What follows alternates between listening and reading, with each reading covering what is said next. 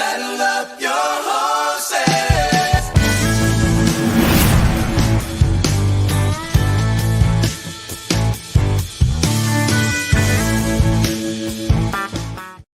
Pitter patter, let's get at her. It is another episode of the Manely Broncos Podcast, and we definitely are going to have fun tonight, unlike the Broncos that happened on Sunday. So we are going to have some fun in studio right now.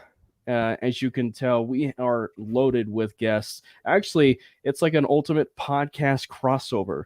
You have down on the bottom left over there, you have newest Milwaukee Buck fan, Patrick Chiotti over there in the bottom left, also host of the Let's Ride podcast with a future Ring of Famer, Chris Harris Jr. And then down in the bottom right, you have Jordan Lopez, writer of Predominantly Orange and a fast and up-and-coming podcast that rivals definitely the Let's Talk Broncos crew. It is Broncos Avenue and Jordan Lopez, man. It's been a long time since you've been on the pod. You and I talked about it before, like we hopped on. I think the last time you were here was when we did the mock draft where we had like, was it like 8 people? We cycled through the picks. That was the last time you were on Manely Broncos, and that was like before, we went on to the whole stream world. Yeah, that was the first time I got to see you for the first time virtually, and then also Brandon too. So, yeah, that was crazy. Oh, that's right. I do vaguely remember that. Yeah. Brandon forgets things every And once I in have a while. horrible memory. I can't remember shit. I know you forgot to change your. I'm a goldfish. It's a good thing.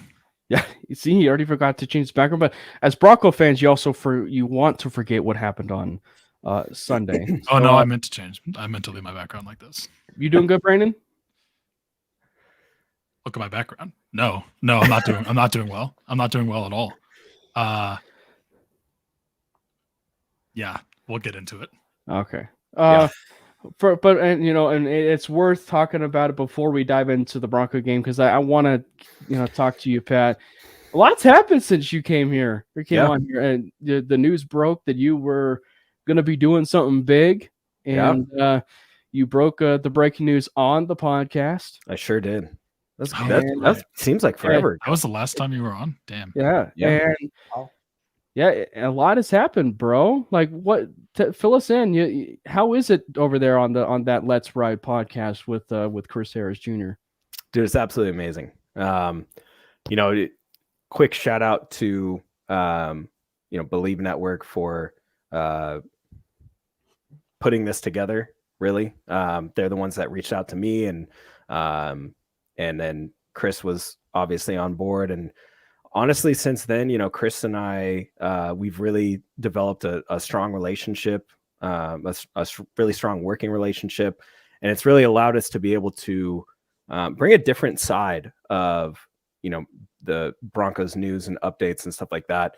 It's obviously, this is like a really saturated market, and there's just so many Broncos podcasts and shows out there. I mean, you guys know that it's really, it's almost like, oh great, like we have another one.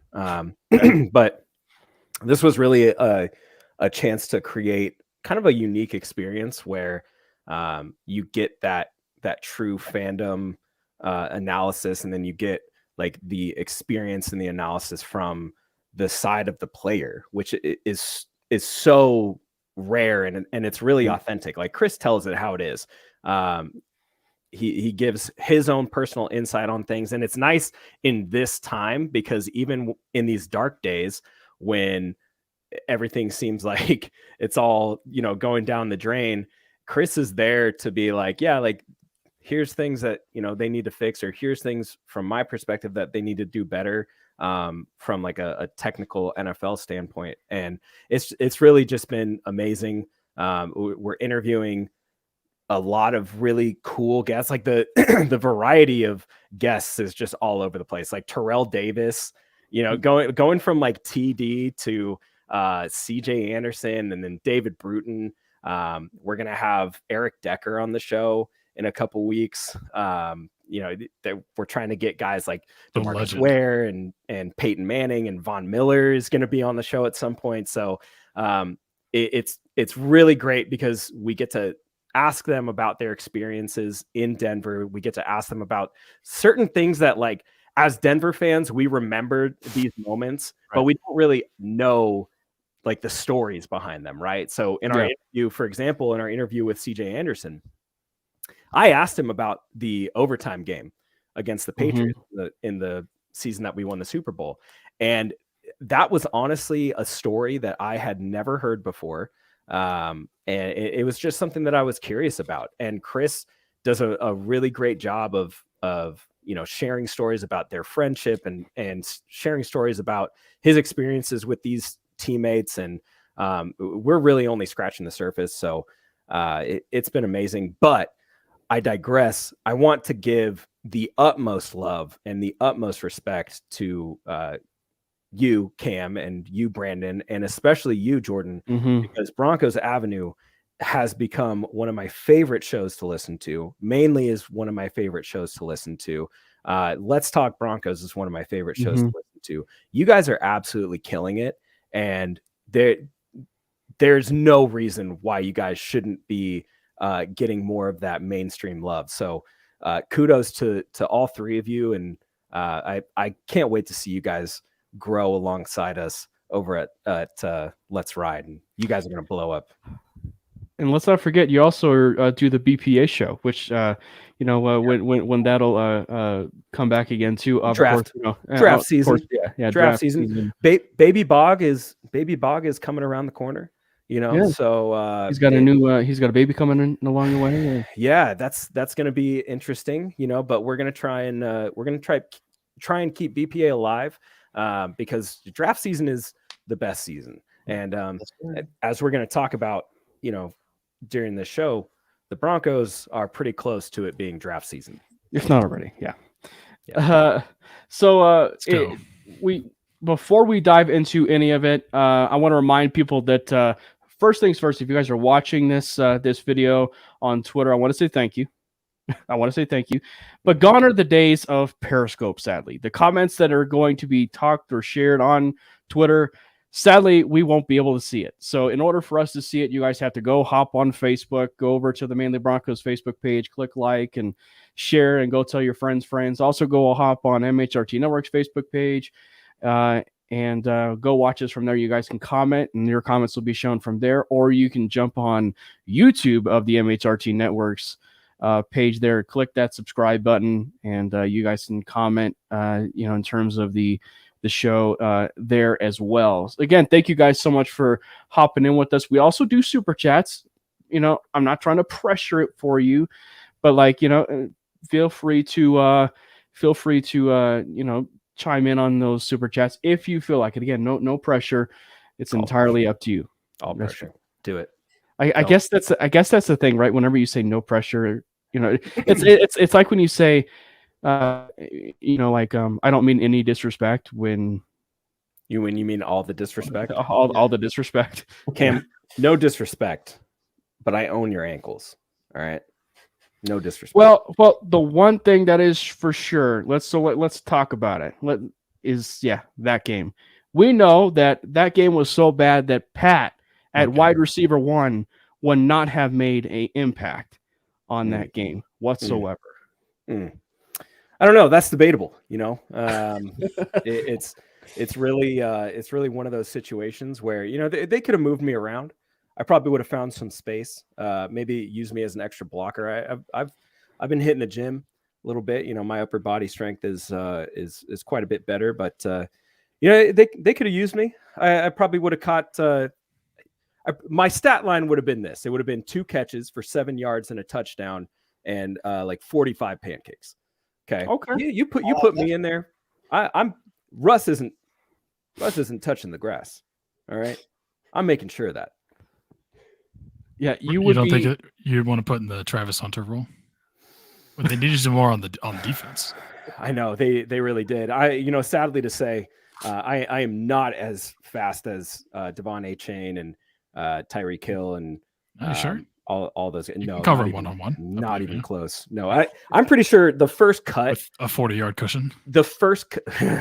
well, they had a 40-yard cushion in the game, and we saw what happened. I know. They put up 70. I was watching the QB school video of Tua and that whole breakdown when I was at the gym earlier, and it was hilarious seeing how far back the safeties were. I mean, they were almost 35 yards back every play.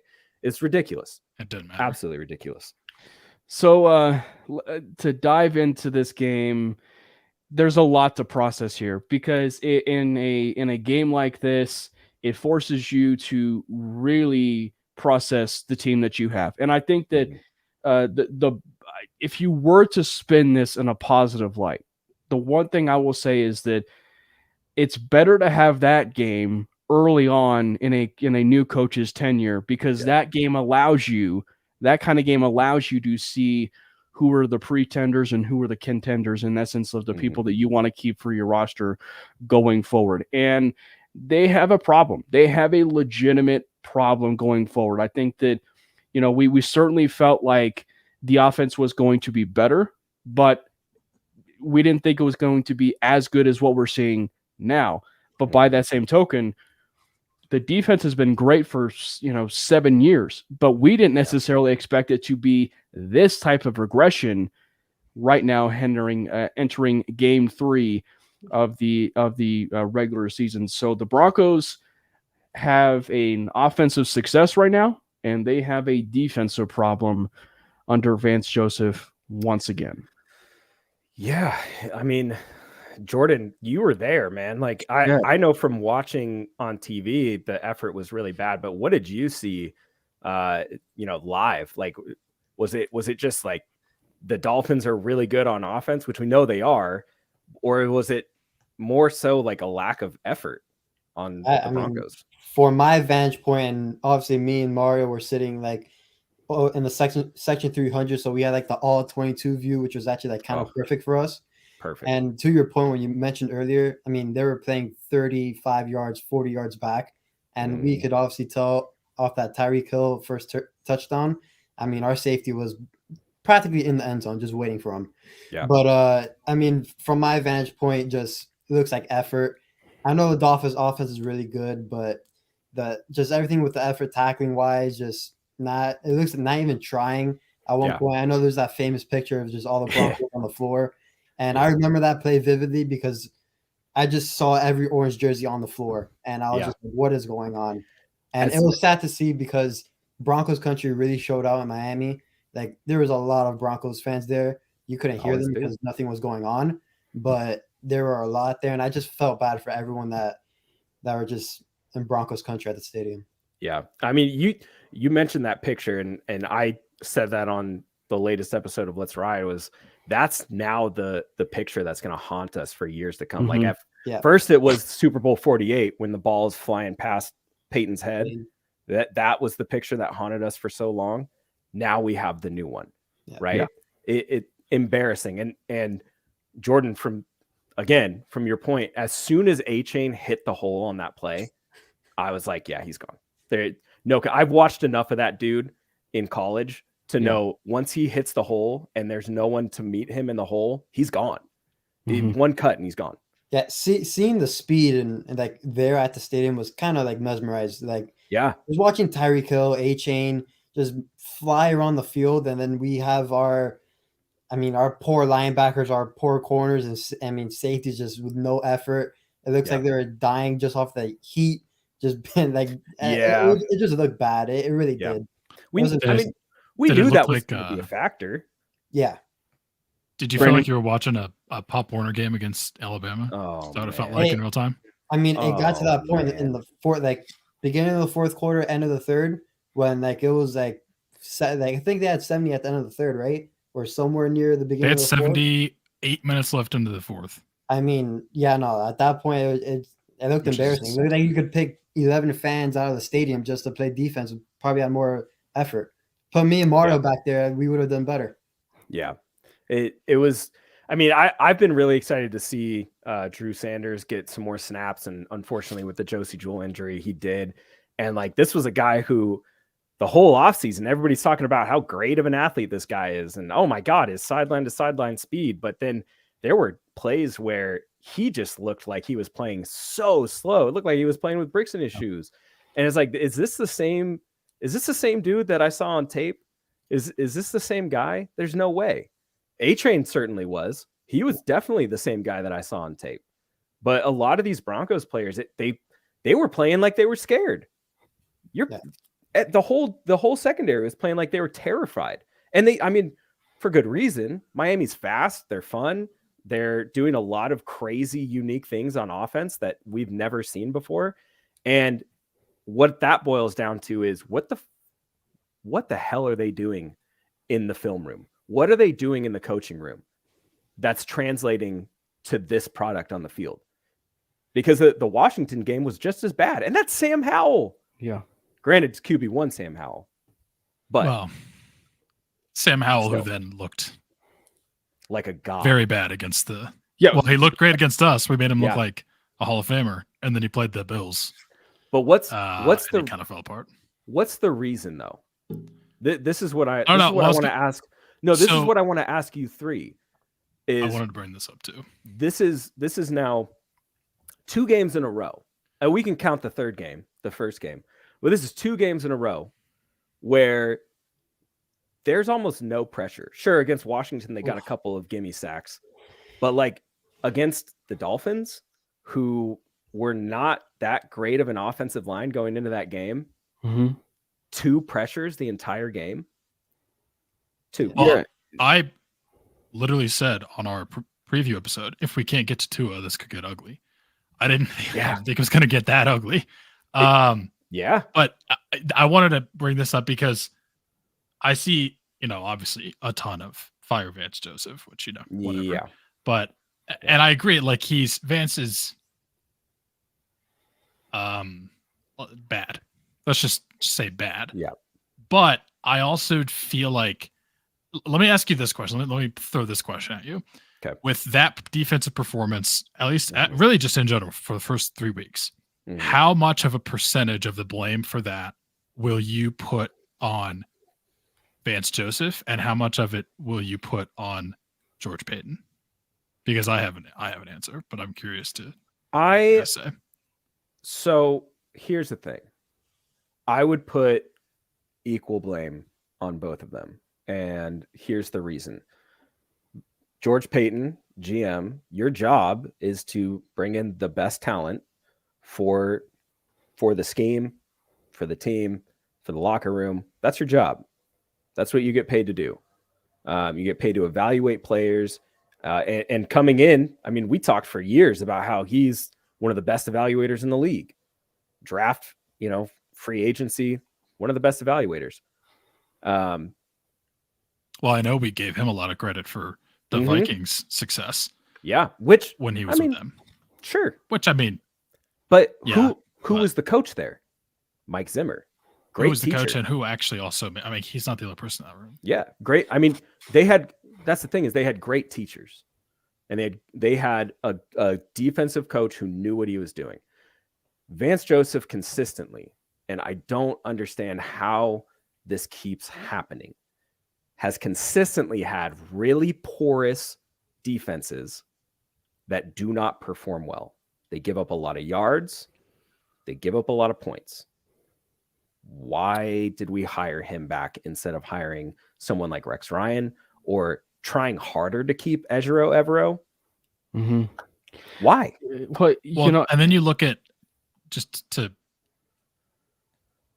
add a little bit more to the Vance pot, you look at what happened with him in Arizona with Isaiah Simmons, and that I still don't exactly know what happened there, but here's a guy who coming out is like probably one of the most athletically gifted prospects that we've seen. Yeah. Maybe ever. Freak. Clemson, just absolute monster. Drafted 8th overall. And I think their first mistake was they didn't know what the hell to do with them. Like they were like, well, let's try him here. And then let's try him here. They didn't have a plan for Isaiah Simmons. No. And then, not even 3 years later, they trade him for nothing. What was this, seventh round pick to the Giants? Like, yep. That is 1,000% on Vance Joseph. Buda Baker, you have a guy that, if you know what you're going to do with them, easily he could be. You put him in a different situation right now. We could be saying Isaiah Simmons is one of the best defensive players in football because he's that talented. But instead, now we're like, Isaiah Simmons was an all-time bust. That wasn't really even his fault. Yeah. And I'm interested to see what the Giants do with them. But how's he doing in New York? Because I've heard his name. I've heard his name called quite a few times. But I honestly have really not watched much of the Giants following their 40-0 week. I was kind of like, oh well, that's great. But I mean, I feel like I've heard his name called more as a Giant than I ever had as a Cardinal. For 3 years. So I think for me the thing that just obviously there was the concern that we saw with Vance in terms of even his history, that even when he was the Broncos head coach and the defenses weren't still all that great, they still had the bend but not break, right? Like they still had the bend but not break, but as we know, it was more break than bend with his defenses. I mean, we all remember the George Kittle game, like where he had nearly 200 yards, 200 some yards in the first half. I mean, and so I think the thing that I'm also confused with is this is also a very different defensive performance that we saw in preseason as well. Because like in preseason, you're seeing, and especially with everything that we were hearing and learning, this wasn't necessarily Vance's scheme. This was still the mixture of what we're seeing. Not. I can promise you, it's not. After 3 games, it's definitely not. But it's just like it's not. They don't show. They very rarely show a too high look. It's a lot of. It looks to me like it's cover 3, which is funny because or some version of cover 3. And guess who called a lot of cover 3? Fans. Yeah. Well, it's funny because they're doing the polar opposite of what the entire league is doing, which is copying Vic Fangio. Yeah. Too high, and they're just going the other I wanted to point out Isaiah Simmons is currently the 6th highest graded defensive player on the New York Giants defense. And he has the highest tackling grade of his career, according to PFF. His highest grade in Arizona looks like it's 76. That was in 2020. He is currently at 80.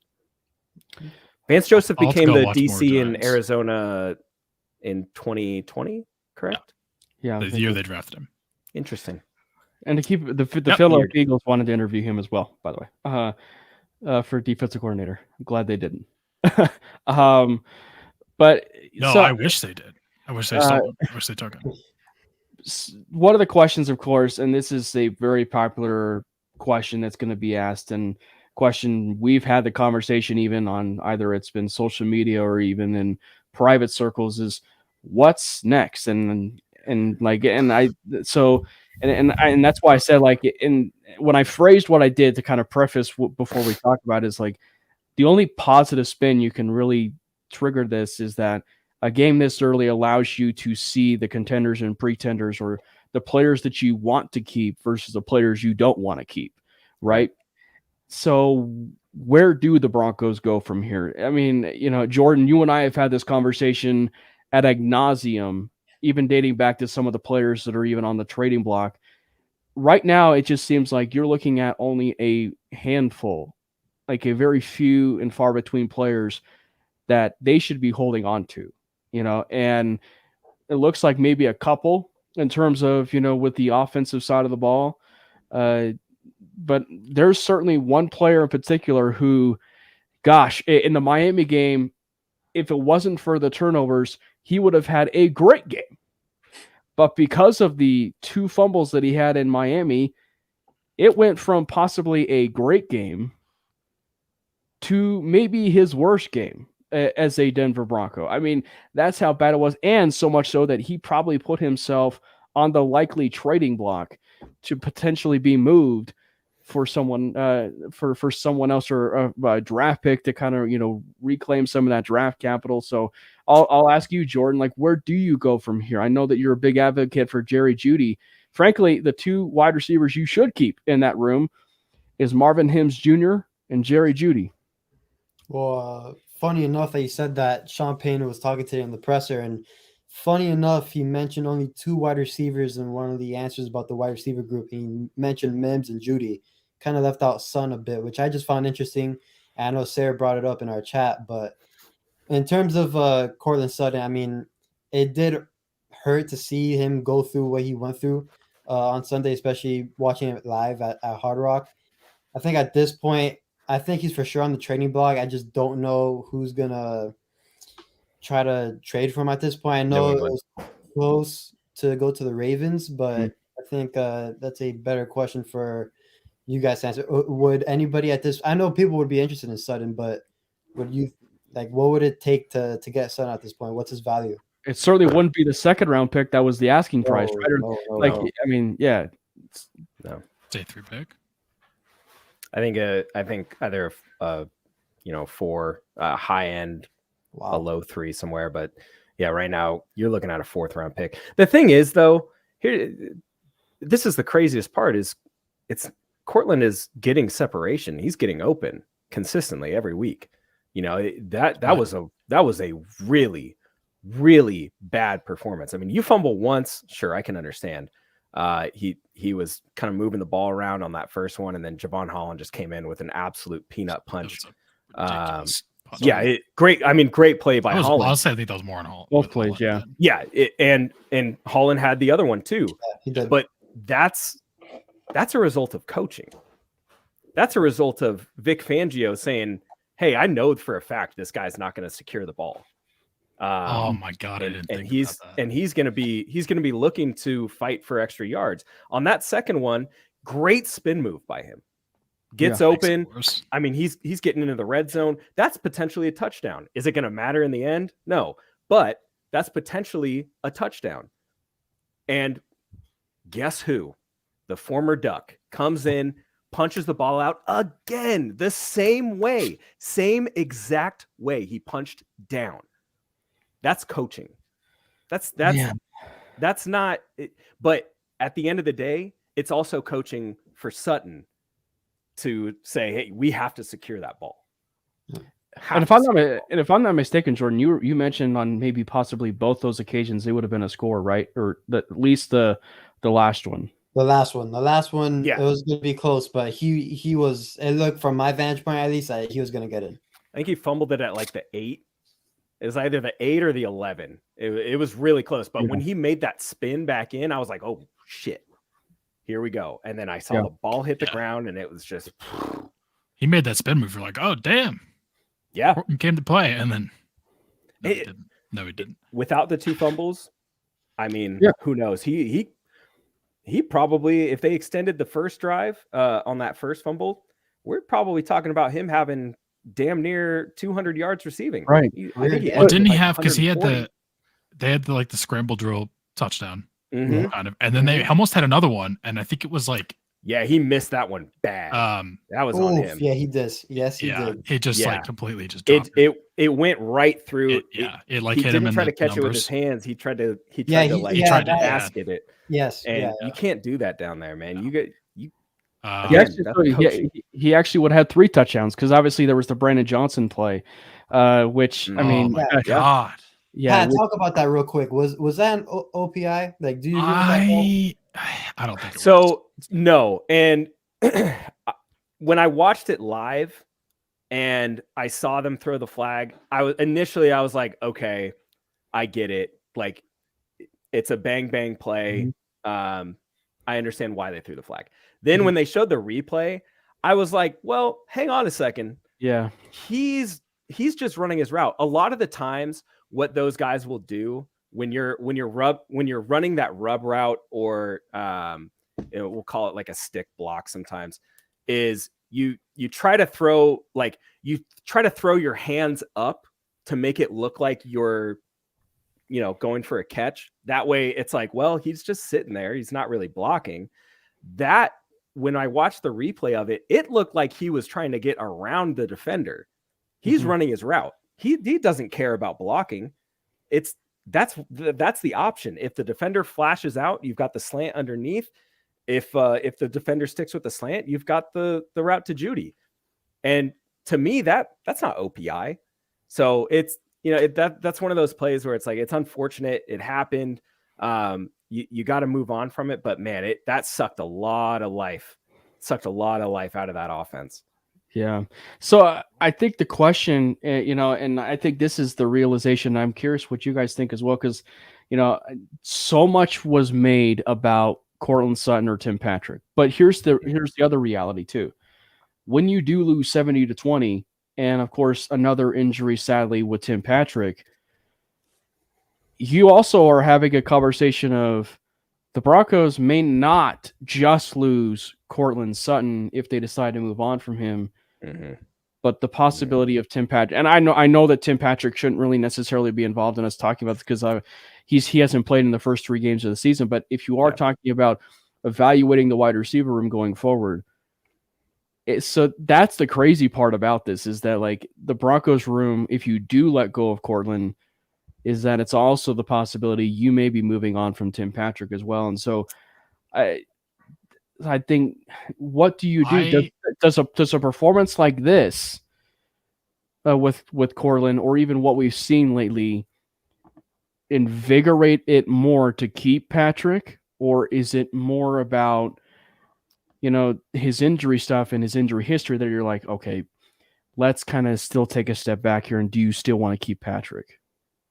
You go ahead and take that one, Jordan. That's a tough one. Especially with all the talks about everyone wants to, blow it up, especially after losing 70-20. I mean, I wouldn't go that far, especially, but in terms of like Tim Patrick, I don't know. Like, it's tough, especially coming off another injury like that, another season-ending injury. Honestly, I just want him to come back and play. I don't care if it's the Broncos at this point. I just want him to play football. I mean, the amount of mental stress he's had to deal with like over a few years, at this point, just come back and play, whether it's for the Broncos or not. It's going to be tough. I don't think so. I think we've seen the last of Tim Patrick in Denver, but that's just my opinion. Yeah. It's a tough question. Glad he got his bag. I'm gonna go the opposite way, because I think Tim Patrick is such a talented player. He is. And he's a guy that would fit so well into a Sean Payton offense. I mean, he's a guy that you can trust on third down. He's going to move the sticks. He's a big body that you can move him around. And I honestly see Tim Patrick in more of that Michael Thomas role than I do see Courtland Sutton in that Michael Thomas role. You know what I mean? Like I see Tim Patrick as the guy that could, run slants all day and take those hits and be the third down guy when it's, 3rd and 7, 3rd and 8, you throw him a curl to the sticks. That's who I see. I don't see Courtland Sutton being that guy. I see him being the 50-50 guy. I see him being the deep post guy. I see him being the fade ball guy. I don't see him being that Michael Thomas type receiver. So it's like, do you move on from him? You already converted his contract. So do you sign him to like a small 1-year prove it deal and say, hey, look, if you get cut or if you get hurt, we can move on from you. If you ball out, maybe you earn another contract, or maybe we draft someone else to replace you and you get a contract somewhere else. Both. But I think that Sean Payton would want to see what Tim Patrick has left in the tank. He's seen Courtland Sutton now. Yeah. And when you have 2 fumbles in a game like that, and I think we might hear, we're going to have Benjamin Albright on Let's Ride on Tuesday. So I'll actually ask him that question about Courtland. But I'd be curious to see what his trade value is, because that deal with the Ravens fell through last second. And then, they end up taking Zay Flowers. So does it really matter in the end? And then I know New England was really interested. I saw Big Mike say something about New England having interest in him. That's totally true. That's been the case for a while. I think the highest that they offered was like a second at one point. So that interest is still there. Maybe a coach like Belichick can take in Sutton and add him to that offense, but I definitely think that Sean Payton would want to see at least what Tim Patrick has for one season. Stay healthy for a year. Let me see what you got. Help us try to get to the playoffs, and then and be a veteran in that receiving room. If they re-sign Judy, fantastic. Like, you have your guy for the next 4 years, but Tim Patrick would be that veteran leader in the locker room. And that, honestly, that's what they need the most right now. You were going to say something too, Brandon. Yeah, I think I have two opinions on this, short and long term. Short term, I think the one thing, and then like this is just obvious. The thing this tells me is just like Marvin Mims needs more snaps. A lot more snaps. Yep. Like I don't know if the plan was to bring him along slowly, which if that's the plan, they're sticking to it, and it's done now. Really slow. He's here. That's you can't bring him along slow any more slowly than this, and you gotta amp it up because he's just being nothing but just electric. Yeah. But long term, it's interesting because I get the feeling like, first of all, I would be absolutely shocked if Traquan Smith isn't a Bronco in the next week. In the next 24 hours. In the next 24 hours, yeah. 24 hours even. By the time this hits the morning paper, he'll be a Bronco. The question is, who's the odd man out in that room? Yeah.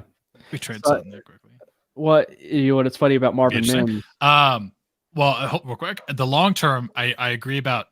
I mean, as long as Tim Patrick is willing to stick around, like I think you gotta try him. But I also feel like it. Everything's on the table. Like we end up with a pick high enough, and we can't get a quarterback.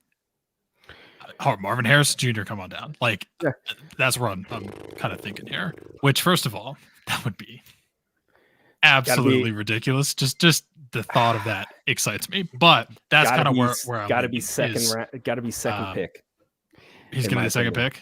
He's second round is what Pat's saying. No, he's saying second. You're going to have to be second overall. If you want Marvin Harrison, I was thinking top 5, but top 5 for sure. Yeah, but like, I think it depends on the quarterbacks. I wouldn't be surprised. I would not be surprised at all. I think Marvin Harrison. The other guy I was going to say is depending on where the Broncos are, would be the Florida State wide receiver Keon Coleman. Yeah, dog.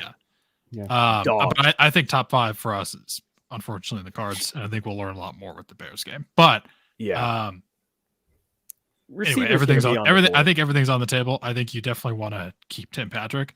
Yeah. But I think you got to attack that position and add to that position and add to that room more. But you have to. Pat's right. You have to have the veteran, whether that's Tim Patrick, whether that's also Traquan Smith, whether that's also someone else. Who knows? But I don't know if Jerry's got that. No offense to Jerry Jordan. I don't think Jerry's. No offense to Jerry. Go ahead. Listen, go ahead. I have spoken with this man before. I have been in the same room with this man. I don't see that from him, and that's okay. I'm not saying that there's anything wrong with that. But you have to have that hard veteran presence, and I feel like Jerry's one of those dudes. He just wants to ball. He just wants to play football. Let that man play football. Give him the fucking ball. Yeah. Stop messing around. Give him the ball. He had 8 targets or 7 targets on Sunday. He needs more. This offense has been. I don't think a receiver has gotten 10 targets yet in any of these 3 games. That was the whole thing about the offense, was that there was always one dude who was getting the bulk of the targets, and that hasn't been the case. Is that a Russell Wilson thing? No, it's absolutely not. It's a matchup thing. Yeah. It's a complete matchup thing. But you have to have a guy who's like that hard-nosed leader in every single position group.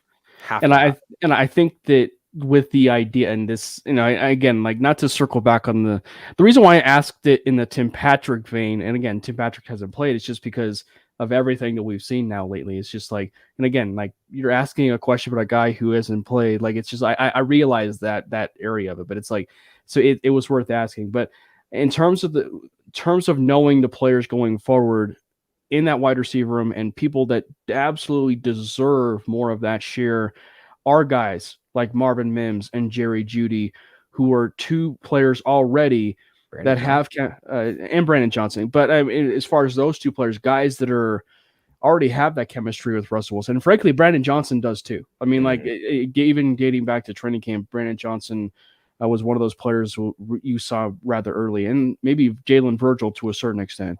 But like, I think that, the stuff with Marvin Mims, to talk about him even for a bit, is you also can't talk about him without talking about the other elephant in the room, which has been obviously so much of the talk of the town, and we've already at like 40 minutes, venting about where to go from here. But like, we haven't even talked about the other positive of this room. And I think that Russell Wilson, despite being 70-20, was fantastic. I mean, the guy, the guy is already at 6 touchdown passes, and after week 3, got identical stats to Mahomes. Well, yeah, identical except for the sacks. Except for the sacks. One of those touchdowns was quite lucky, but I agree. Brandon, was it a touchdown or not?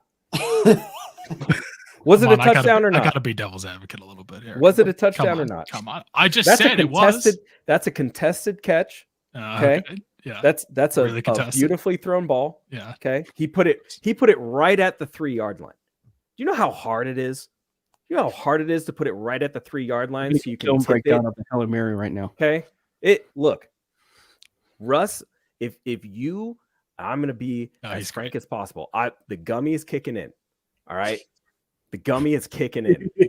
So we're gonna have some real Russell Wilson talk right now. Yeah. If you think that Russell Wilson is the problem with this team, and you think that Russell Wilson is not playing good football, you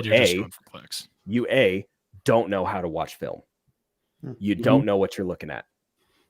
And B, you need to get all of your ears and all of your brain off of the national media and the hot take guys, because Russ has been playing fantastic football.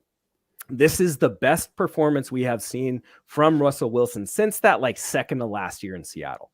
Or even the Chargers game. He's balling out. Yeah. And it might not seem like it because, oh my God, we only put up 14 points in offense against the Dolphins. Oh my God, we barely got tied with the Commanders. Oh my God, we only put up 16 points against the Raiders. There's so much that goes into this.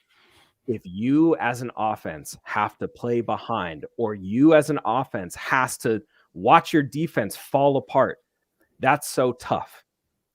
Okay? It's so tough as a quarterback. But Russ is playing out of his goddamn mind. And I'll be damned if people are going to slander that man's name right now, because he is shutting everybody up. Go complain about the defense. Go watch the defense, and you go tell me which one of the two is playing worse. Yeah. Well, and still out there, and it's 70-20. Yeah. Leader. That was, yeah. Well, and then there's all the reports out there about how his relationship is with Coach Payton. Shocker. Go figure. Shocker. Yeah. Right? But no, I concur. Russ this is where it gets hard, because I was going to ask this question anyway. And I don't know an answer. I really don't. And I don't think I would know an answer unless I'm sitting there watching it happen. I already talked about, obviously, top 5 pick Marvin Harrison. I have no idea what's going to happen, right? Who knows? But if we get to a position where, let's say, Caleb Williams, yes, I would like, that's a pipe dream probably. But let's say Drake May is an option. You take him. You have to take him. You have to take him. And I hate saying it, but my question was going to be what do you do with Russ? Because you can let him sit on the bench for a couple years straight. But I feel bad because I feel like Russ has something to prove, and he's going out there and proving it. Yeah. And I don't want to know what he would go through. Obviously, I mean, he's a pro, but the mental aspect of watching your team draft a replacement. He's pissed off right now. He's pissed. Yeah. He should be. He's playing pissed off. That throw to Marvin Mims. Yeah. That's a big boy throw. Amazing throw. That so was a good. big and an amazing throw. catch. Yeah. Marvin Mims. And guess what? If you watched film on him, you would have saw the same shit that he was doing at Oklahoma. That's what I saw. That's what I've seen in every catch that he's had. I was like, oh, weird. When college translates to the NFL. Well, and that's the thing with Marvin Mims. Like, whenever you have the Marvin Mims discussion, I mean, like right now, you have to talk about Russ because, like, and it goes back to the Tyler Lockett comparison. Like, when he had Lockett in Seattle, you had anybody or Golden Tate. Yeah, I mean, like you saw the chemistry. I mean, it's just like you see the chemistry with where they are at originally coming into the league, and so like it's crazy. And so I think that. What about you, Jordan? Where are you at? I know that you're obviously you're foaming at the mouth. To praise Russ. I can feel it. I mean, I'm just I'm being told by like all these big media markets that Russ and Zach Wilson, like, who's going to be bench first? I mean, that was the whole thing there, right? Oh my God. I mean, why are we praising this guy so much? I thought just because the last names are Wilson. Yeah, ridiculous. I hate it too. I hate all the slander he's gotten. And shout out to Diana Rossini that really dove into that relationship with Sean Payne and Russ. And that's where I get a little like, I don't know what to do in the future with Russ because it feels like Payne and Russ together, they want this revenge tour like together to really prove everyone wrong and just shove it up everyone. But like at the same time, if you have like a Drake May there at the draft, you just have to do it. Yeah. But in terms of Russ, he's playing amazing. Anybody that believes that he is the problem, you can just tune them out. You can already tell they don't know what they're watching. They haven't watched any Broncos game. So all the people out there saying that Russia scored 71 and all that. I know we had a couple people there on ESPN saying that. And even Denver Bronco even. And Colin Cowherd even saying that him and Peyton are driving the ship down. I encourage fans not to pay attention to that and just know the truth about the whole situation. That's all. His adjusted completion percentage right now is 77%. Is that good? Is that good? He is currently tied with Gardner Minshew. Granted, that's a small sample, but Tua's adjusted completion percentage 77.6. Russell is tied for 15th with Gardner, but I mean, again, there's a few guys that we can take out. Mike White, CJ Beathard. I think we can take out Gardner Minshew. Like, there's 3 guys that you can take out. Like, it's really the top 2 is what you're saying is Tua and no, I mean Geno Smith, Josh Allen, Jared Goff, Lamar Jackson, Sam Howell, Jalen Hurts, Kirk Cousins, Justin Herbert, Dak Prescott, Tua, Josh Dobbs, and Brock Purdy. It's separated by just a couple percentage points, but I mean, he's not playing terrible, and he is currently the, I think, 5th highest pressured quarterback in the NFL. Yeah. So I just think that, when you have this conversation, I think that, and you hate to certainly talk about the quarterback of the future, especially with where Russell Wilson is at. But I think that what the Broncos are going to find themselves in, and maybe even luck out in even, is they could find themselves on. You hate to bring a rival into this, but they actually could find themselves exactly where the Kansas City Chiefs were in terms of Pat Mahomes. And I think that Alex Smith. And the reason why I say that is not so much, they lucked into getting possibly one of the greatest quarterbacks of all time. I'm not talking about that because that takes a lot of, hard work on Mahomes' part to become one of the greatest quarterbacks of all time. And obviously placement and stuff with Andy Reid. What I'm talking about is the point that I think many Chiefs fans, to be fair, forget about. And that is that Alex Smith was actually pretty dang good before they gave it to Pat Mahomes. And I think that, so if you're a Broncos fan and the possibility of getting a guy like a Drake May or a Michael Penix Jr., shout out Marcus Boggs, and his Washington Huskies, but Penix Jr. and even Drake May, those are two guys that should at least be on your radar, that if you do have a top 5 pick or even a top 10 pick rather, those are some guys that should be on your radar. And if you have the opportunity to draft that type of player and draft that quarterback, it goes back to that same conversation of, you swing and you swing until you find your quarterback. And if they can land that type of player and they can land that quarterback in Drake May, you have to take it. And so that's why I have to go with that angle. It's like the Broncos kind of find themselves maybe in a luck situation that they could actually take the quarterback next year, despite the fact Russ actually playing well. A guy who you should keep an eye on too, as a Drew Brees, or getting ahead of myself, as a Sean Payton project a la Drew Brees, is, I hate to say this, is Bo Nix. Yeah, he fits that mold of a quarterback who's gotten a lot better. And I've been very, very critical of Bo Nix, even as a Duck fan. He's gotten a lot better. He's gotten a lot smarter. Decision making is a lot better. He's got the athleticism, and he's making plays. If I had the choice, if I'm a top 5 pick and I have the opportunity to take Drake May, I'm taking Drake May 10 out of 10 times. There's no doubt about it. If you miss on him and for some reason teams let Michael Penix fall, you go after Michael Penix with everything that you got, because that dude is smart. He can throw the ball with touch, accuracy, arm work, arm strength is, here and there. It fluctuates, but man, he is so talented and he's going to go so overlooked in this draft process. There's going to be guys. And there's a lot more guys that we're not even talking about too. Yeah, who knows about Shador? But I mean, I don't think he's coming up. Yeah, but yeah. So Biggie Bronco says, and I'm saying no, but Biggie Bronco says, because we're talking the deadline, I have a question for you. If by the trade deadline, the Washington Commanders, he says the Redskins there, but the Washington Commanders offer you a first-round draft pick for Russell Wilson, do you take it? Yep. But I guess the caveat should be, I'm guessing Washington would be taking on the contract, because that's like, yeah. I mean, I don't know, Jordan. What do you think? First round pick, you got to do it. I mean, if it's just the first, again, you have to look at the contract. I mean, also taking off like most of the money, but a first round pick for Russell Wilson, right? Like, I mean, in my opinion, you have to do it. I mean, imagine having 2 first round picks in this star-studded draft class.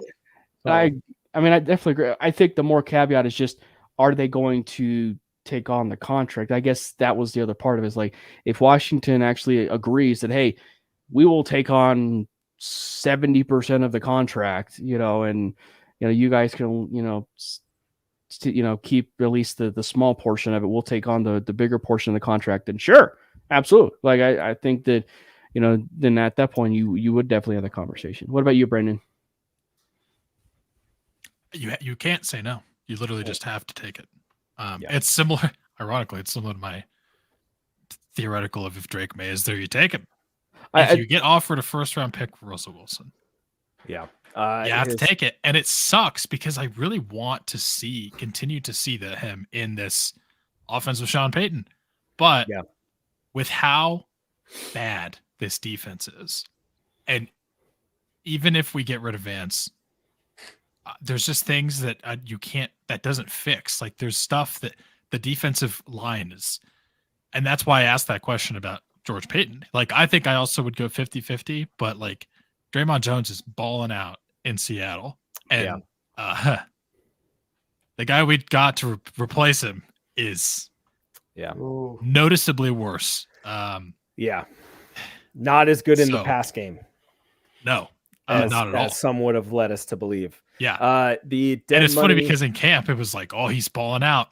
in camp. That's all you heard. Dead money for Russ's contract for this year, $14 million. Next 3 years, 18.4, and then it goes down to 8.4 and 4.4 in 2027 and 2028. So obviously, like it wouldn't be on the books for that long, but like this is the year where you kind of have to, if you're gonna do it, you got to do it. Yeah. If you get a first round pick offer from Washington for maybe Russ, even the and Jets then, too. Hey, They don't even have a first round pick. They do because they do. The but snap. I don't. Oh, That'd be interesting. That'd be think they interesting do. because I don't know if they can trade it. I don't know if they can trade it. That'd be interesting. I'll look into that. That's interesting. Yeah. Well, there's all that discourse going on about. All right. The locker room right now.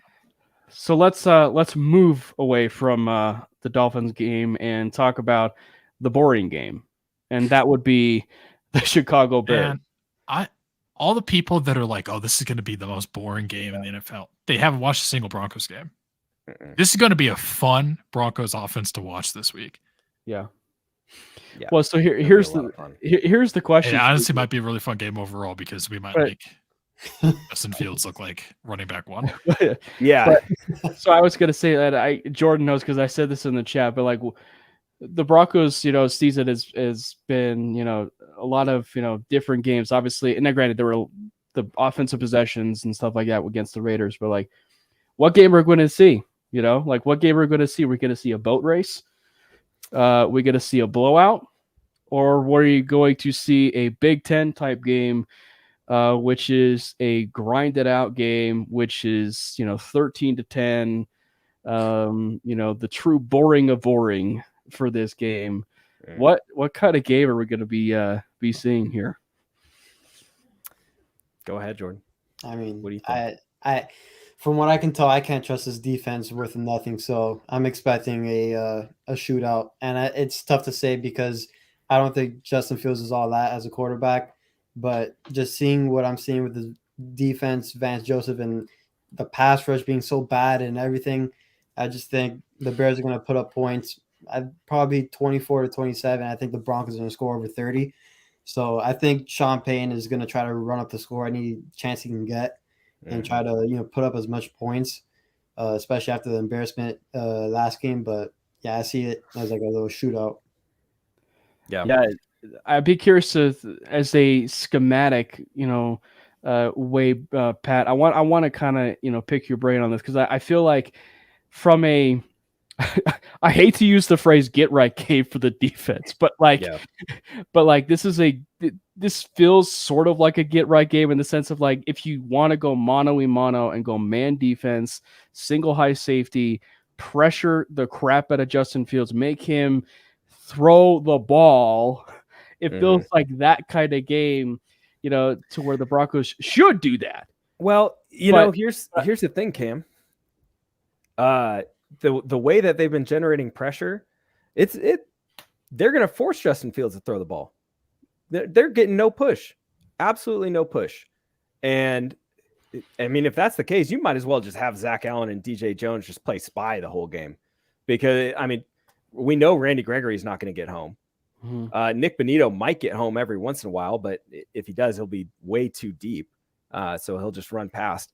I mean, it's not going to matter. Like he's going to have to throw the ball at some point, but we're such a bad tackling team right now. He's probably going to run for 250 yards on us.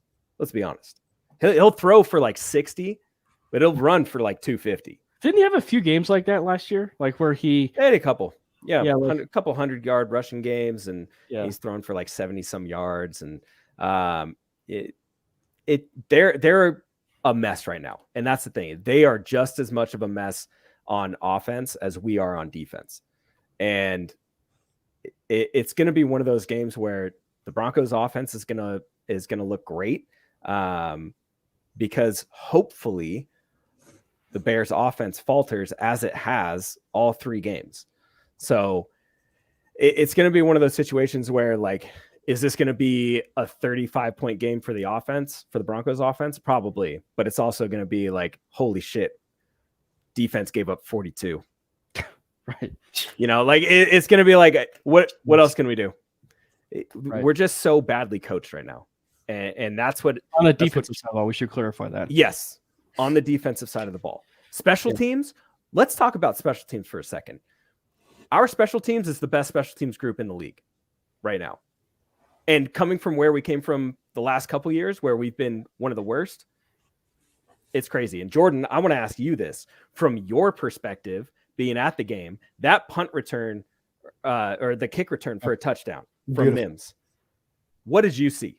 A work of art. That's what I saw. Just an absolute work of art. Again, you've talked about it. Our special teams have been bad for a few years now. Just seeing Marvin Mims by the way, talk about another fast player in real life. Just Marvin Mims just looks so smooth, just running super fast. And it was just a work of art. Just the blocking on special teams and all that. It was beautiful. It was just beautiful. You love to see it. I have to call it up here. There was a crazy statistic that I saw from to go back to Marvin Mims for a second. It actually went like all the way back to high school, if I'm not mistaken. Like it was something like back in like April, I think it was. I gotta find it real quick. Should note. Per PFF, Broncos are the worst defense in the league. The Bears are the 26th. Okay. Offensively, Broncos are ranked 17th, and the Bears are ranked 26th. Okay. Yeah, I was going to say the Bears defense looked like they didn't have a soul against the Packers. It was bad. So I think the offense is going to be humming. So here we go. It's from Scott Barrett at DFB. This is all the way back in like April. So before the draft, he says Marvin Mims has the second best analytics profile of any wide receiver in this class. He said he double checked and he said it's not engagement framing. But anyway, as a high school senior, Mims gained 2,629 receiving yards, the most by any player in the nation. Wow. In nation's history. He also ended his high school career with a Texas State record of 5,485 receiving yards. Whoa. It's hard to argue with the feat is more impressive when you remember Texas is roughly 2,000 the size of most Scandinavian nations. The chief export is Pro Bowl caliber wide receivers. Of course, high school production doesn't always correlate to NFL success. So what happens next? Mims found immediate success at college, averaging 4.07 yards per. It's a YPRR, which I'm guessing is yards per route run. Yards per route. As an 18-year-old true freshman, this was good for seventh best mark by any Power 5 wide receiver since 2015. Or if age adjusted, it's the second best mark of any Power 5 wide receiver since 2017. And he said the following season in 2021, Mims averaged 17.2 yards per target. And for perspective, that was the most by any Power 5 receiver since at least 2015. And he had the highest RAS score of any receiver in this draft class. So not to circle back on Mims, but like that just goes to show you that Marvin Mims, despite what we're seeing right now, our prediction, I feel like, was that Mims is going to have somewhere between like 500 and 600 yards, possibly. You give him 10 touches in this game, and he's going to have 200 and some yards. Yeah, he's going to give the yardage that he's going to be having on the whole season. Sean, I know you're listening. 10 targets, at least. So you have a ball player like that. You give him at least 10 touches a game, minimum. All right. But I would say that, we're venturing to guess that the Broncos will handle business against the Chicago Bears. Yeah.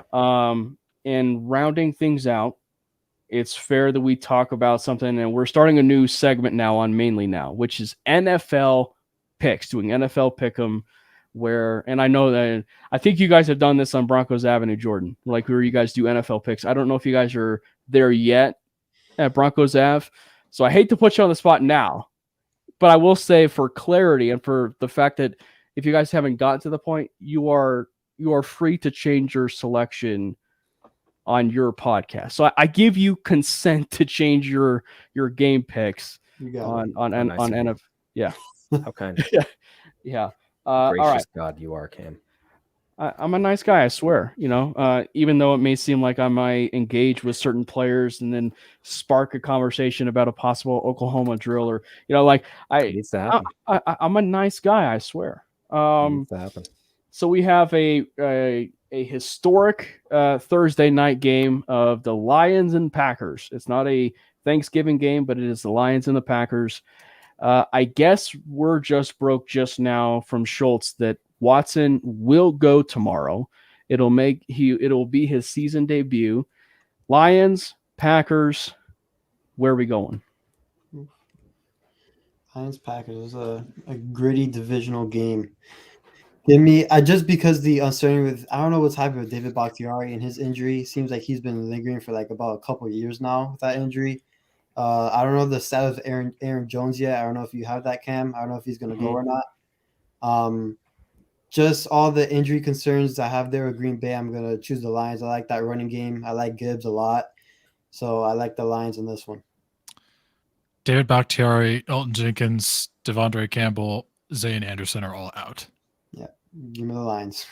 Yeah, Lions. Aaron Jones is questionable, but I'm also picking the Lions. Lions. All right. Easy. So I'm going Lions as well. It just seems like the easy bet. And for the Lions, they will have started 3-1 on the year, and which is saying a lot considering they were the team that ended the season on a hot streak. So and one of those wins was the Chiefs, which means I'm just an automatic Lions fan this season.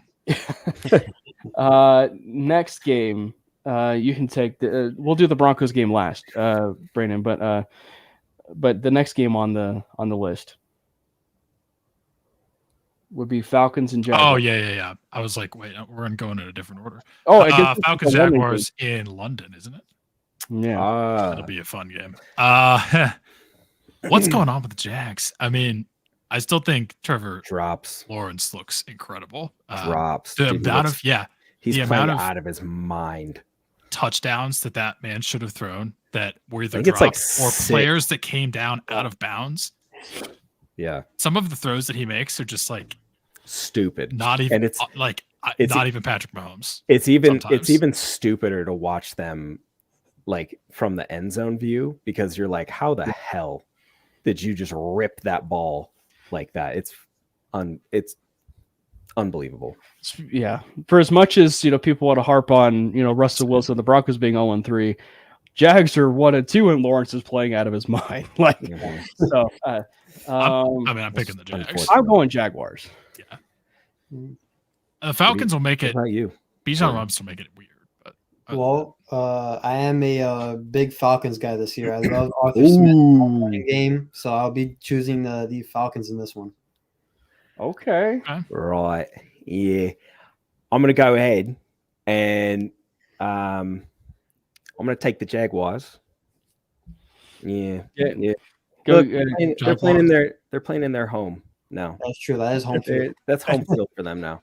That's home field advantage. Jags Nation. They're out there in England. I'm going to take the Jags here.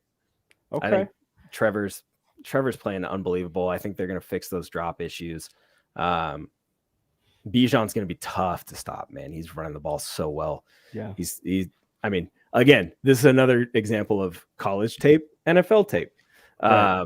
How it translates. Yeah. But man, I'm going to take the Jags here. I'm playing at home. Maybe the game of the entire weekend, and obviously especially after the 70-point burger that put on. But the Miami Dolphins in division going up against the Buffalo Bills, 3-0 and 2-1. Miami and Buffalo. That's this tough. One, Jordan, take this one. Bills. Please. I think Dolphins go down. So what Jordan, to preface what Jordan is saying, he felt like the game that we saw last week from Tua was a fake, and he thinks that Tua is probably still not the greatest quarterback in the NFL. I mean, Mike White almost threw for 100 yards. He had 2 drives. I mean, anybody could have thrown the ball against us at this point. Mario Vitanzi would have dropped 300. on the Broncos defense. I'm not even gonna lie. With like 4 picks, but he still would have probably thrown for 400. I mean, if he had his wide receiver 1 out there. But you're not there all the time. Yeah, his wide receiver they would have thrown 5 picks. Yeah, Miami has a 1 in Buffalo, and like I think in 5 or 6 years. In like Buffalo too. Yeah, in Buffalo. Oh yeah, then that's even tougher for me. I think that it's going to be really hard for me to bet against the Dolphins from here on out, because the things that I've seen on film from them are just and I'm not saying this to like blow smoke up their ass, but it's like this is some of the most innovative football that we have seen in recent years. The way that they're using motions and misdirection, their blocking scheme is fantastic. No kudos to Butch Berry because he's still a schmuck in my eyes, but Mike McDaniel is doing incredible things, and no shock because he came from San Francisco, where a few years back we were like, oh my God, Kyle Shanahan is transforming the way that we're playing football, and he's using all this trickery. Holy shit, we're seeing it down in Miami. It's no surprise. And it's just going to be really hard for me to bet against them from here on out. I'm going to take the Dolphins in this game, but it's going to be close. If Tua takes a hit and the oatmeal starts to spin around in his brain, the Bills will win. But it all depends on them getting home, and they haven't really allowed a lot of pressure this season. Yeah. So I'm going to take the Dolphins in a close game. I mean, I picked the Dolphins to win the AFC East, so if I don't take them here, what was that prediction even for? That's true. But in all reality, I think momentum counts for a lot, and I don't think you can have more momentum going into week 3 than what the Dolphins have. 10 touches a game at least. Yeah. You almost have to give it Achane a lot more opportunity now. And he came out and said he wants to be pronounced Achane. Apparently, it's changed like 3 times since the draft. I'm sticking to what I saw in the media report. Anyway, definitely picking the Dolphins. It's like Alberto Coebenum. I'm saying the Bills just for the sake of I do kind of foresee a little bit of a drop off, well, I should say a drop off. That's fair. To the game that we saw against the Broncos, and I don't want to call it a home, or not a home cut, but brought down to earth a little bit in terms of what we saw. But it's also a divisional game. And so I'm thinking, Bills on this one. But I do think I'm with Pat in saying it's going to be close, but I'll just give the edge to Buffalo. Over under on how many dildos get thrown on the field? 1.5. Likely 4. 5. 1.5. Shit, and then over. I'm gonna say 3. Oh, the over under? Oh yeah, take it over. Yeah. Take the next one, Brandon. So thanks for the heads up. All right, Ravens at Browns, I believe. Yeah. Ooh, that'll be interesting. The Browns defense looks top 3 defense in the league. Jim Schwartz is in his bag. Yeah, he really is. This is going to be hard. This is going to be hard, and the Ravens are just eviscerated by injury. Mm-hmm. Someone else take the first prediction because I don't know. I'm gonna pull a shocker and go Browns here. The offense isn't playing that hot, but the defense is playing lights out. And if you can stop Lamar, which I think that they could, this group, if you stop him and you put a little more pressure on him, this is going to be a really hard game for them to come back from. And all the offense for the Browns has to do is just play somewhat competently, and then you've got a win in your bag. So I'm going to go with the shocker. I'm going to say Browns. I'm also going to pick the Browns, actually. I mean, losing Nick Chubb is so bad, but Jerome Ford looks like he's at least capable of taking some of that. You also got Kareem Hunt. Kareem Hunt is back. Yeah. Amari Cooper is a great wide receiver, and people seem to forget that sometimes, and I don't know why. As much as I want Deshaun Watson to fail, personally, I think it's the Browns. Yeah. Moving on. Pittsburgh Steelers and CJ Stroud, Tank Dell, and the Houston Texans going up against those Pittsburgh Steelers. CJ Stroud's the truth. I might actually go with the Texans pick here. Like, I may actually go with the Texans pick here. That was quite the performance last week with what they did. And especially with how you saw Tank Dell perform, I'm gonna go with the Texans over the Steelers. Shocker, guys that played well in college and on tape are playing well in the NFL. Weird. Yeah, but weird. For real though, as a rookie though, like Ohio State quarterbacks. Oh yeah. Nah, man. I'm gonna take the Texans here as well. I think it's gonna be Texans are balling. They were one of the teams that I said, like, watch like middle of the season. This team's gonna be like really good. Yeah, and Brandon knows. I said early. And granted, it's in the same division, but I said, it's in the same division. But I said, don't be surprised if they're the Jags in a few years. Like, yeah. Good run. Jordan, what you got? Yeah, I got the Steelers. I'm a big Mike Tomlin guy. I think TJ Watt's gonna get another 2 or 3 sacks. That guy's been on a roll. Best defensive player in the league. Yeah. My pick for defensive player of the year. So yeah, I'll be proves me right. To kind of go speed on this one. Let's go fast. Minnesota Vikings, the team that we all thought was going to be 0-3 coming into the league, going up against Bryce Young and the Carolina Panthers. Is Bryce Young even going to play is the question. But Vikings and Panthers. Vikings. Vikings get the dub. Go ahead, Brandon. Rams Colts. Oh man, this is going to be interesting. Is Anthony Richardson back? I think so. I don't know if he is. He was practicing again today. There we go. This one's going to be fun. Yeah, this is tough because the Rams are actually playing good football right now, which they are, and without Cooper Kupp, which is wild because literally no one. If you said that Cooper Kupp wasn't going to play the first 4 weeks of the season, you'd be like, oh yeah, that they're not going to win any games. Mm-hmm. This is hard. This is tough. If Anthony Richardson plays, it's going to be the Colts. I like that.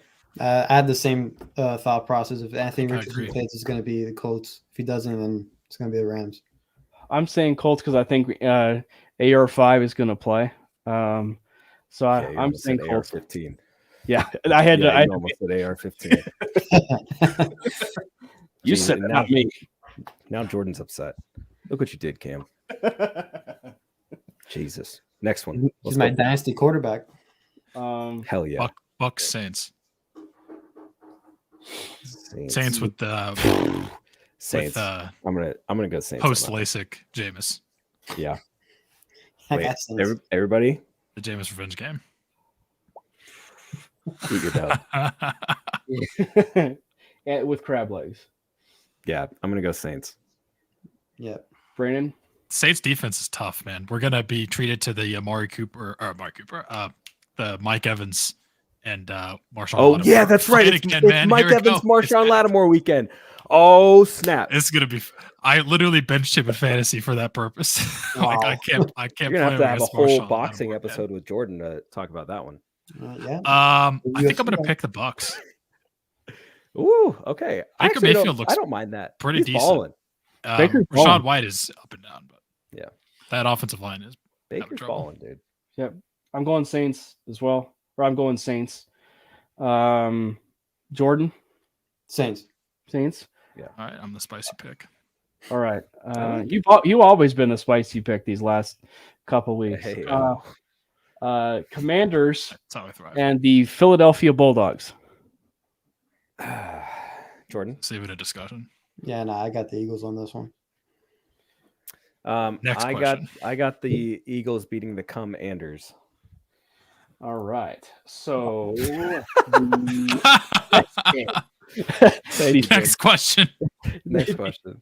Bengals Titans. The Bengals finally got the dub. The Titans, man. I'm gonna say Bengals. I'm saying Bengals. Titans are a mess. I hope Derrick Henry's getting outsnapped by Tajay Spears. Yeah, I Finish hope is good. that They I'm should've going traded Bengals Derrick too. when they had the chance. I'm going Bengals too, but I mean, the Joe Burrow injury does worry me right now. But I mean, If I'm they put going- him on IR, like they should honestly consider, then give me the Titans. But Yeah, I got the Bengals. Bengals. the Bungles. Brandon. I said the last one, but all right. Okay. Raiders at Chargers. Chargers. Chargers. Chargers. Move on. Next. Next question. Chargers. Next. Jeez. This is fast now. Patriots and Cowboys. Ooh. Could Bill gonna be Belichick make interesting. Dak Prescott see ghosts? Where's I don't this think at? so. Oh yeah, where's it at? I think it's in Dallas. Ooh, Let's find out. Hold on. I don't know. I'm gonna take the Cowboys preliminary. I'm gonna take the Cowboys because I think Micah Parsons is gonna go off against Mac Jones. Somebody needs to put Yeah, it's in that. Dallas. Somebody needs to put him in his place. Cup And if check. anyone could do it, hey, we know he did it in Mac college. Jones is weird, man. We know he did it in college. You could do it again, Micah. I do the just whole think, league a solid. yeah, I think Mike is going to be the determining factor here. Yep. Bill Belichick just takes away the thing you do well, but they still have Tony Pollard. So Yeah, I got I'm the taking Cowboys. Too. Cowboys. I got the Cowboys. In overtime. I had to laugh. I like it. I like it. Spice. I'm going with the Cowboys, but I had to laugh when the report came out when it said cup checking on the. Oh, Yeah. yeah. Nah, Oh, he okay. was trying to. He was Yeah. trying to do a little I don't know if grasp. you saw. I don't know if you saw the McAfee show, but Ty just said he just tried to get a handshake in there. So,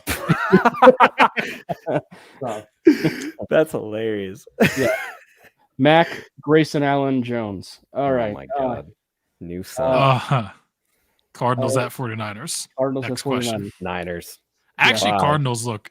Stop. Stops? Nope. You stop. I'm not saying they're going to win. I'm just You saying the stop it. Cardinals, they got for that how fire bad in they their gut. were, You got that. Jonathan fire in Gannon you? has them playing hard, but it's the 49ers. It's not even close. But Yeah. just saying they've been better than I thought they'd be. I think. I'm gonna go with the Niners. I think Gannon's gonna bring all he's got because of the playoff game last year. Oh yeah, But I think I think it's gonna be Niners at the end of the day. Niners all the way. And then Chiefs and the Aaron Rodgers led Jet. Oh wait, the Zach Wilson led Jets. We don't even need Next to question. do it. Next one. Question. Taylor Seahawks, Swift. Taylor Giants. Swift's gonna be there. Automatic dub. Are you kidding me?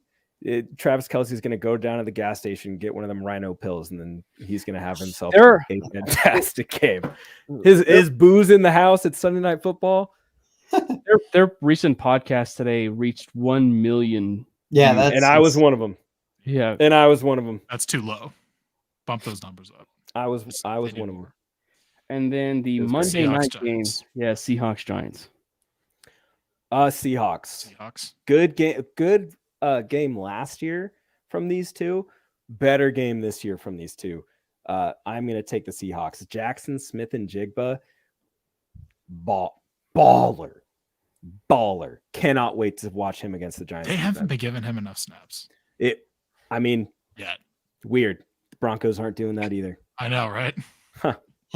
Funny how that works. So we're all saying Seahawks. Jordan, Yep. you got. All right, All right, and then Broncos, of course, Bears. Broncos Bears.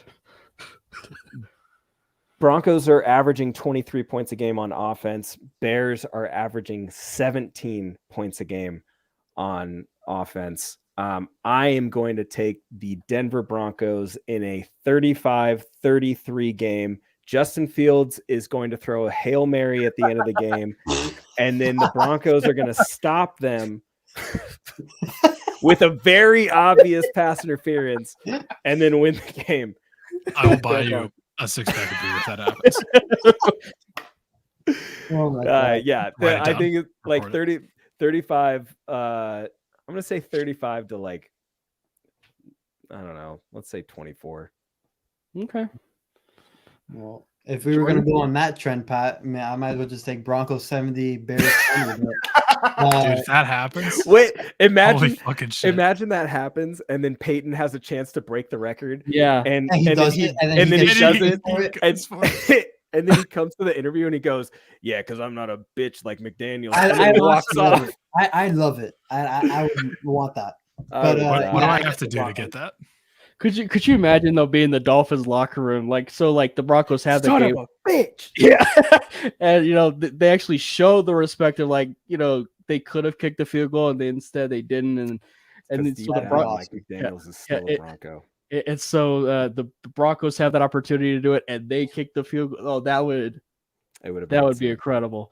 It also would be so NFL related if you got 70-20, and then that following week with the Broncos, they just laid waste to the Bears and had a blowout of their own. That would be so NFL if that happened. I do think they win by multiple scores. It won't be a one-score game. It won't be a one-score loss. I guess that's a positive too against the Dolphins. It wasn't a one-score game. Anyway, but it was just 50. Yeah, it was just 50. Yeah. So I'm saying I will say 31-17. I like it. Jordan. I forgot to get my score prediction in, but give me 34-24. And also another hot take. I think Mims and Judy both got 100 receiving yards in the game. They were both close to get it against Miami. I think they get it here. I need a hot take Jordan meme. Oof. There's a hot take Pat meme out there. I need a hot take Jordan meme. I need to send that. Yeah. I'm going to say Broncos 34-17. And both the Bears touchdowns are going to be rushes from Justin Fields. I like it. Awesome. Dig it. Well, gents, I want to say thank you again, man. This is the first time, obviously, Pat, you've been on, but this is the first time we've actually done, in a while, a multiple podcast crossover before. You guys know I love doing podcast crossovers, because I think that it gives us the idea of, enough for people to have the idea of being so bored about hearing Brandon and I hear the same stuff over and over again. And this gives a lot of Broncos fans the opportunity to listen to you guys, hop on the podcast before. And Jordan, man, as always, you killed it, brother. And you always continue to kill it over at Broncos Avenue. Before we go, why don't you tease the fans on something that's possibly in the works, either at Predominantly Orange or even at Broncos Ave? A tease. Well, at Broncos Ave, we always have our usual preview and stuff. We're looking to do more all-22 film, especially for the season. So maybe, I know we did it for the first week, but hopefully we continue to do a little bit more of that. Not more of a tell the fans what needs to be done for the Broncos, just more of a casual type stuff for the fans. And just keep on writing my stuff for PO and continue to do my stuff and just continue to make a name for myself. Just throwing myself out there. So that's what you got to do, man. Yeah. Throw darts. Promote Just yourself. like Ted Lasso, throw darts. Mhm. So, Pat, I know you teased that you have Ben Albright coming on the show. What are some other projects that you got in the works down there with Let's Ride? Yeah, like I said, we're aiming for a lot of big guests over the course of the show. And, I'm really thankful that Chris has a great team around him and that he has these relationships. The more that we talk to former players, the more interviews that we do, the more that they're going to want to come on the show and just be able to share those stories and those insights that every Broncos fan, at least for me growing up, these are the people that I used to watch on TV, and now I'm talking to them, and I'm thinking of the questions from my standpoint and my point of view as a Broncos fan, as a lifelong Broncos fan. Well, I was going to say too, even as a coach, because I've heard stuff on the show before, it helps too that you're a football coach too. Yeah. And Chris is super knowledgeable and all that stuff. Obviously he's been in multiple different defensive schemes. He's played in the biggest moments that, we could only dream and imagine of, so we're just going to keep continuing to work on that. We're going to have some draft content coming up as well. We're also, going to be looking into getting some of that all 22 breakdown and kind of let Chris talk about some defensive plays and from maybe all around the league or maybe just Broncos. But Yeah, man, lots of great stuff going on over at Believe. Lots of great stuff going on with Let's Ride, and I'm just really excited to keep continuing on that trend and watching you guys blow up as well is really grateful. Jordan, you got shouted out on the show numerous times. You guys do great work, and I appreciate all the stuff that you guys are doing. So yeah, well, and again, I can't thank you guys enough. Obviously, you guys are truly brothers from another, and I hope that Jordan can get his butt out to Colorado so that he can witness, Pat roasting my ankles. Okay, I actually said it. Yeah. Well, Brandon does know. I mean, I did say on Twitter, I'm the Cuban Jerry Judy, so people do have to watch out. We do play football, so just saying. I need that on a shirt, man. Which, by the way, actually, since you're here, Pat, we need to. Now, granted, I know that Brandon lives on the other side of the world in Colorado, but we have got to recruit Brandon to these football games. Like we you got to talk to the big dog. I know, you got to talk to Big Daddy. That's Mario Batanzi. So we're gonna have to. So I think one of the things I'm trying to work right now is Sayers coming to town for the Packers game. So I'm trying to orchestrate something for a game, with Sayers. So I'll pull some strings and maybe Brandon come in, for that football match. Yeah, do it. You got to give me some notice because I'm driving. Oh, he gives us notice. He definitely gives us a notice. The maybe question: I take out another student loan, and maybe I can go to Colorado. Who knows? That's right. Oh man, but anyway, thank you guys so much, man. Make sure you follow Jordan over there on Twitter, and of course, Patrick Chiotti over there on social media. Myself and Brandon, we're also on social media. He and I both handle the Manely Broncos Twitter account, and I, of course, have the at Cameron Parker PO Twitter handle. Again, this has been an absolute blast. I love hopping on with these guys talking ball. I love interacting with the chat. So thank you guys so much for hopping in with us. It was an absolute blast. We even got Alex Smith in the house in the comment section. So thank you so much for hopping in. Doing good, homie. No, I hope the recovery is going well. Again, thank you guys so much for hopping in with us. Yeah. And hopefully the Broncos can come out with a W and get Sean Payton's first win as a Denver Bronco. Even when you feel low, you can still go. Even when you feel slow, you can still go. Even when there's no hope, you can still go. I never answer to no, man, I still go. Go, go, go, go, go, go.